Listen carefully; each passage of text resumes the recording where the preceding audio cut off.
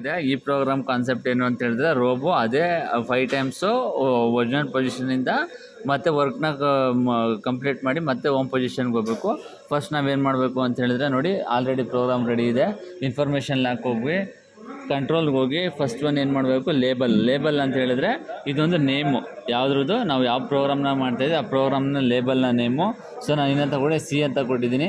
So C ಅಂತ ಕೊಟ್ಟು enter ಅಂತ ಹೊಡೆದು ಸೊ ಇಲ್ಲಿ ನಾವೇನು ಮಾಡಬೇಕು, ಇನ್ಸರ್ಟ್ ಆ್ಯಂಡ್ ಎಂಟರ್ ಕೊಟ್ಟರೆ ಸೊ ನೋಡಿ ಇಲ್ಲಿ ಬಂದಿದೆ.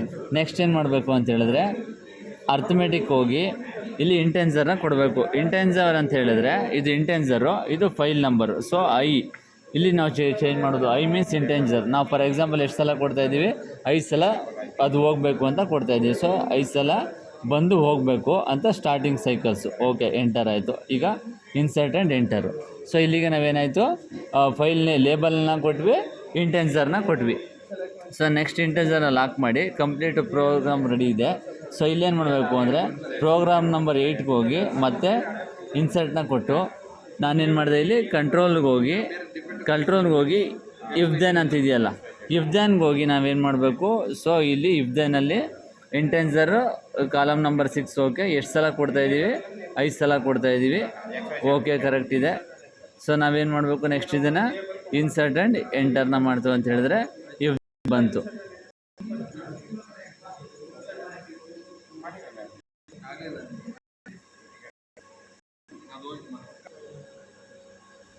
ಓಕೆ. ಈಗ ಇಫ್ ದೆನ್ನಲ್ಲಿ ಇಫ್ ದೆನ್ಗೆ ಯಾವ ಥರ ಓದಿ ಅಂತ ಹೇಳಿದ್ರೆ ಇನ್ಫಾರ್ಮೇಷನ್ಗೆ ಹೋಗಿ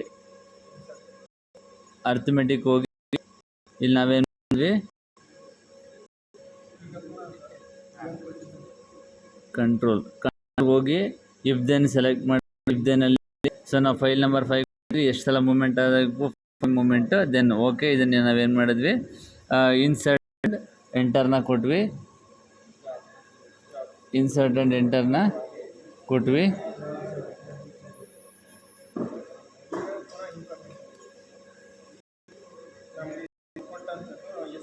ಓಕೆ, ನೆಕ್ಸ್ಟು ಈ 0010 ಇದೆಯಲ್ಲ, ಇದರಲ್ಲಿ ಜಂಪ್ಗೆ ಹೋಗಬೇಕು. ಮತ್ತು ಜಂಪ್ ಅಂದರೆ ಫಸ್ಟಿಂದನೇ ಮತ್ತೆ ಅದು ಜಂಪ್ ಆಗಬೇಕು.